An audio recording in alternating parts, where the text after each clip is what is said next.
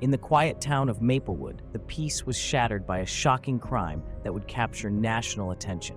This is the case of Tyler Edmonds and Joey Fulgham, a story of betrayal, deception, and a twist no one saw coming.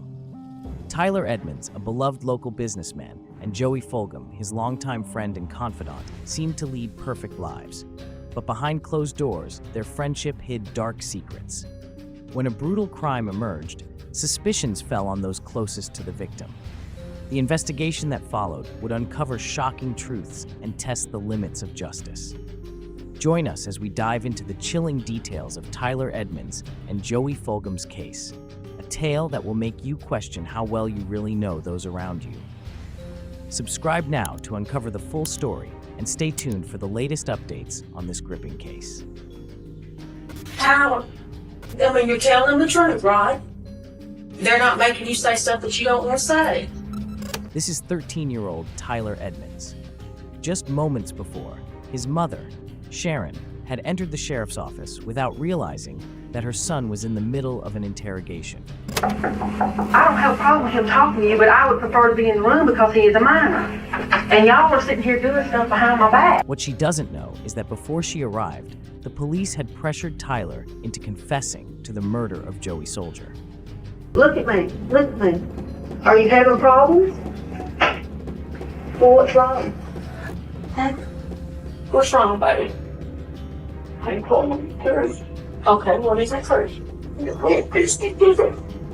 How? Yeah. The issue is that Tyler is innocent. He's taking the blame to protect someone else. Tyler, honey. Son, look at me. Did you for real do that, or are you just telling him that? We both did. Christy had an unusually close relationship with Tyler. In fact, in one of his school essays, he wrote, "I love my sister more than I love myself." I just wanted so bad for her to be happy. He trusted her, and she abused that. She was a master manipulator. The extent of what can really only be described as evil, nobody suspected that. I said, Christy has already told us that you shot Joey. Christy's trying to put this on you. He said, I don't believe that. Prosecutors have charged 13-year-old with capital murder. He was screaming, "Mama, please don't leave me here." It was horrible. It was all about saving my child's life. On May 12, 2003, Mother's Day, in the small town of Starkville, Mississippi, 13-year-old Tyler Edmonds is excitedly waiting for his older sister, Christy, to finish packing for their beach trip. Christy was still in the house and crunked the car up, and I was sitting there messing with the radio waiting for Christy. As he waited in the back of the car, he heard a loud noise coming out of the house. And then all of a sudden I just heard this pop. I didn't know what it was. I didn't think anything of it. Unaware of any troubles, Tyler had a great time at the beach with his sister until Christy's cell phone began ringing on their way home. We were heading back. Christy's phone rang, and people were calling her left and right. She just got this look on her face. She said they found Joey dead. As Joey's wife, Christy swiftly became the prime suspect in the case. This development wasn't surprising, given that the entire town was aware of their marital problems, particularly after seeing Christy and Joey argue about their relationship on the Montel Williams show a few years prior. During that episode, Christy had revealed that Joey's youngest child wasn't biologically hers. Your husband agreed to go ahead and, be the father of this baby? He said that it didn't matter who she belonged to, that he was going to be her daddy. And what relevance did this play in the investigation? Just because you might be a bad wife does not make you a suspect. Everybody is a suspect until you start weeding them out. Christy was promptly arrested, but the police were caught off guard by her responses during questioning. Christy basically paints Tyler as the mastermind behind Joey's murder. She says it's Tyler who pulled the trigger, that it was Tyler who was motivated by anger directed at Joey. 2 days after the murder, Tyler was taken to the sheriff's office by his mother, Sharon, under the pretense of answering a few questions. Once Sharon was escorted out, a deputy led Tyler to the interrogation room alone.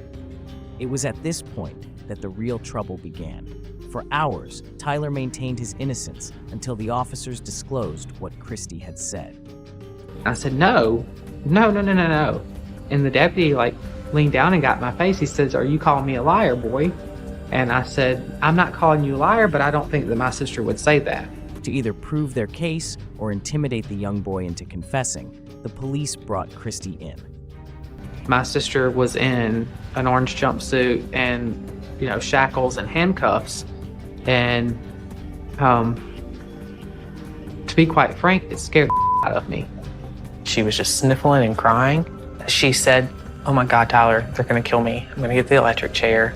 You have to help me. And I'm like, I can't help. What am I supposed to do? Christy urged Tyler to take the blame, assuring him that as a minor, he would likely receive a light sentence, while she could avoid the death penalty. Terrified for his sister's life, Tyler agreed to her plan, never anticipating how disastrously it would unravel. During his trial, when the officers came to escort Christy out of the room, Tyler told them he was ready to speak. It was then that they turned on the camera and recorded his confession. Meanwhile, outside the room, his mother was anxiously worried about him. Minutes later, I started looking for Tyler, and that's when I got to the door where they had interrogated him and taped the confession. I don't have a problem with him talking to you, but I would prefer to be in the room because he is a minor. And y'all are sitting here doing stuff behind my back. What's wrong, baby? I ain't calling Terry. Okay, what is it first?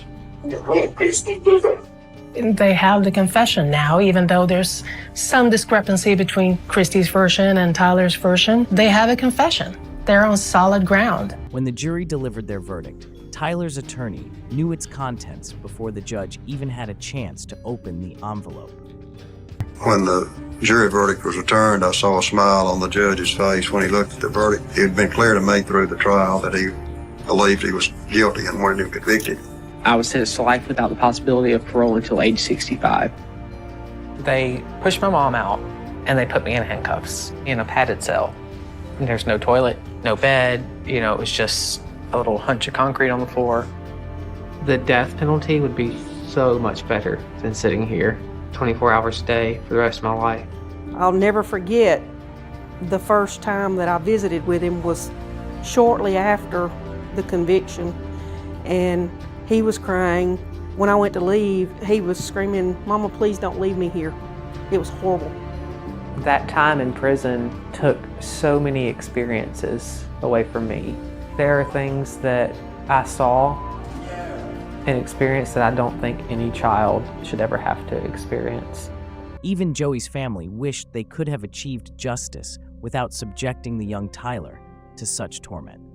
All the Fulgham family wanted is just for him to say what had happened. We just wanted closure more so than we cared about, punishing him for the rest of his life. For 5 long years, Tyler languished in Walnut Grove, the largest youth correctional facility in the United States. During this time, only one person gave him enough hope to keep going. My mother, that is one of the toughest women that I know. I knew that she would never give up. Every court proceeding, she was there. Every visitation, she was there. As a single mother with limited resources, Clay faced a difficult decision. If she wanted to free her son, she would have to make significant sacrifices. My mom literally gave up everything that she had, her life, her house, her husband, her financial security. Tyler's defense was pretty expensive, but I had liquidated everything I had, and I'll be in debt for the rest of my life. It was all about saving my child's life, and when you go to save your child's life, what is your child's life worth? What is your child's life worth? Over the years, Jim Wade, Tyler's attorney, never wavered. On the contrary, he did everything in his power to challenge the court's decision. Jim never gave up, kept on fighting even after Tyler was convicted.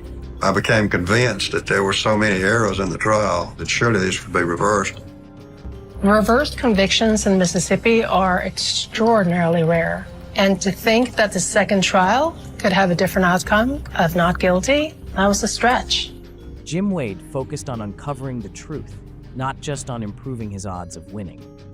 In 2007, he succeeded in overturning the court ruling when he revealed that the pathologist who examined Joey's body was uncertified. At this point, the state preferred to avoid a retrial and instead offered 18-year-old Tyler a manslaughter plea deal that would guarantee his release if he admitted to killing Joey.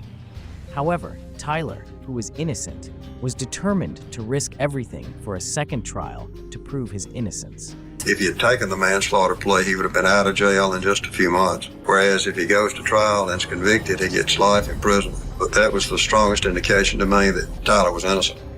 Every now and then, I've come across an attorney who has been just incredibly emotionally invested in their client. And I think Jim Wade is one of those.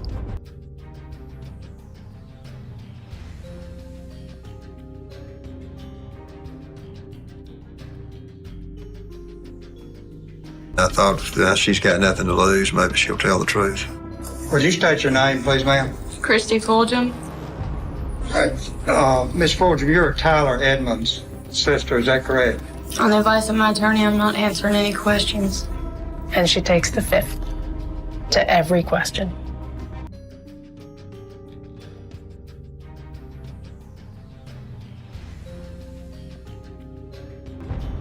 Did you lie when you gave that statement? Yes, sir, I did. And how did you lie? By saying that I had something to do with the murder of Joey Fulgham. Why did you lie? To protect my sister. It's not easy to believe that somebody that looks like him committed this crime. There's only one person in this courtroom who is an admitted liar, and that's the person sitting over there in between his two lawyers. His whole defense is, I'm a liar. Folks, somebody who will lie, protect his sister, will lie to protect himself.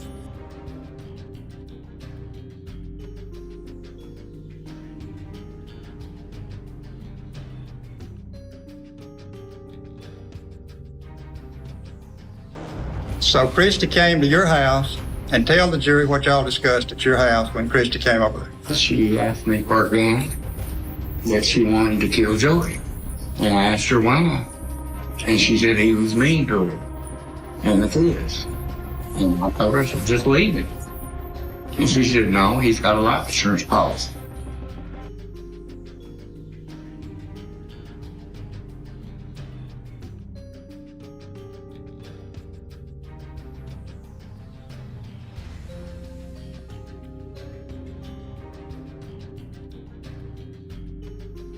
I was at work and received a telephone call from Christy.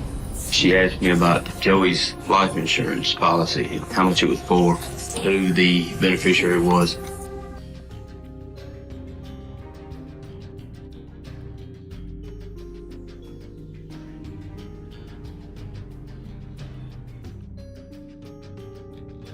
I told him there's. Okay, what is it first? Christy did it. Me and Christy did it. Those are this defendant's words, ladies and gentlemen of the jury. They are not mine. Without video evidence of Christy's intervention and manipulation of her brother during Tyler's 2003 interview, we sought to bring a false confession expert to the stand. However, the judge denied our request. For Jim Wade and the defense, it was a huge blow not to be able to call this expert witness in false confessions.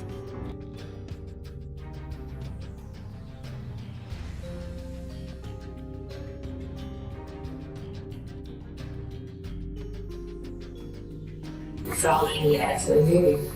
How do you know that it did? Just ask him blue. According to the newly appointed court pathologist, this was impossible given the small wound from a .22 caliber rifle. Goes in and does significant damage inside the brain. But in this kind of a wound, the bleeding doesn't start right away.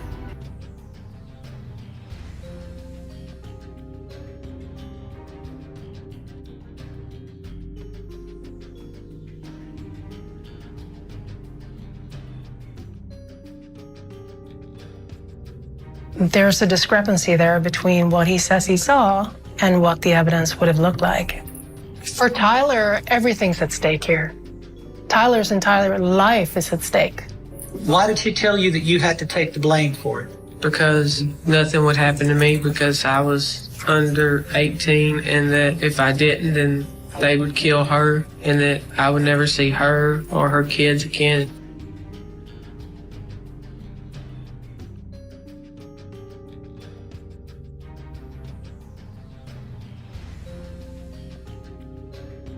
Christy Fulgham did not act alone.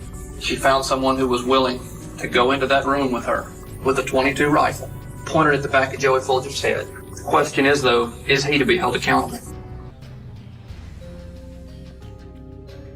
The prosecutor made a very emotional argument like he knows what happened. Well, he wasn't there. He does not know what happened. But I do know this. One day we're going to all stand there before God and we're going to give an accounting. If I were sitting on this jury, I'd a lot rather be up there telling God I voted that child not guilty than telling him I bore false witness against my neighbor.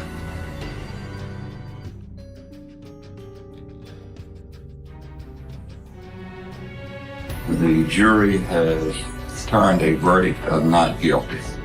You are hereby discharged. You may go. I'm relieved. I've been praying for this for almost 6 years. And it's been torture. I'm just glad that I can move on with my life. God is good, and I've prayed how I couldn't pray anymore. God is great. And my family and my friends have all supported me.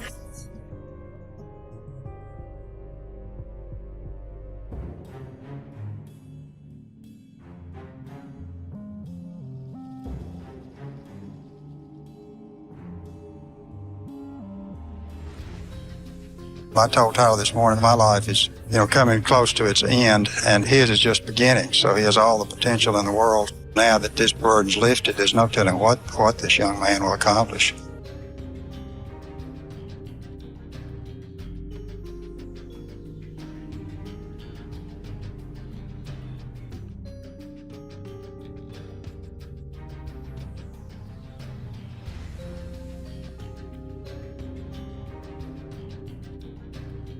I want to know why.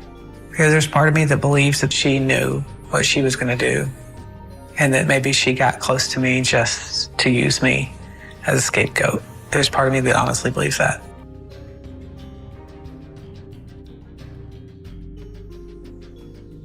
You can't forget that Joey lost his life.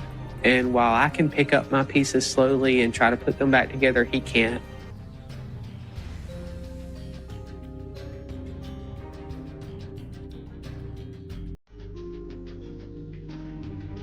I left Mississippi because I didn't know where else in Mississippi I could go, where I could be anyone other than the Tyler from 5 o'clock news.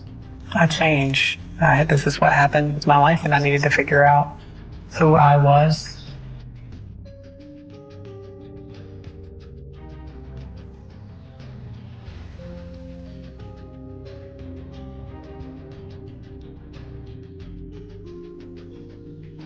Children should not be allowed legally to speak to a police officer without an attorney present. Period. I hear some people say without a parent or an attorney, it needs to be an attorney, because even parents don't know how to navigate the system as well.